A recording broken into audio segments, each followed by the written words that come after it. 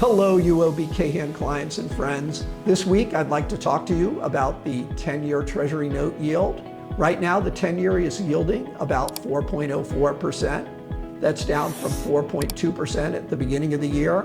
And I find that interesting because if you look at the most recent macro data, they don't obviously justify lower yields. When the Fed is making decisions on short-term interest rates, they look at two things: inflation and jobs. The most recent PCE report, the Fed's preferred measure of inflation, showed core PCE running at about 3% year on year. That's way above the Fed's 2% inflation target, and the most recent PCE data didn't show any progress towards getting inflation any lower. Now on to jobs. In January, non-farm payrolls increased by 130,000 jobs, roughly double the consensus estimate of around 65,000 to 70,000 jobs. And the unemployment rate fell to about 4.3%. On top of that, we had the Supreme Court declare as unlawful Trump's emergency tariffs on imports. That means that the US federal government will need to refund the money collected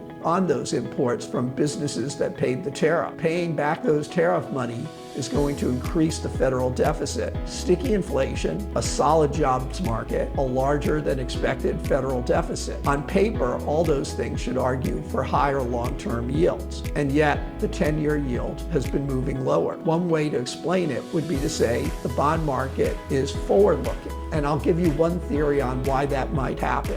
Basically, a lot of the recent inflation has been in goods, and part of that goods inflation has been tied to tariffs. Tariffs function like a tax on imports. They raise input costs and push goods prices higher. If those price increases are already embedded in the data, in the coming months, we'll be comparing tariff-inflated prices to prior months that already had tariffs in place. That means inflation will come down due to a change in base effect. If inflation resumes a path towards the Fed's 2% target, that is constructive for treasuries and may be why yields are falling.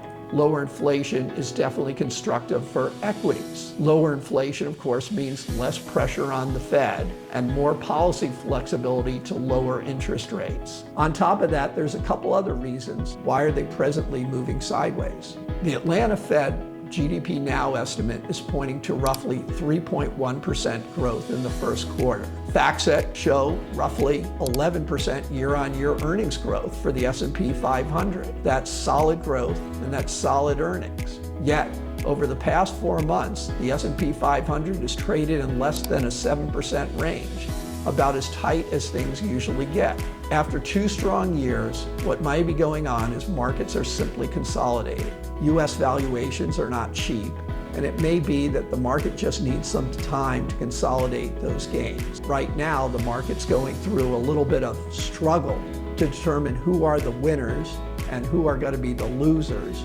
from artificial intelligence.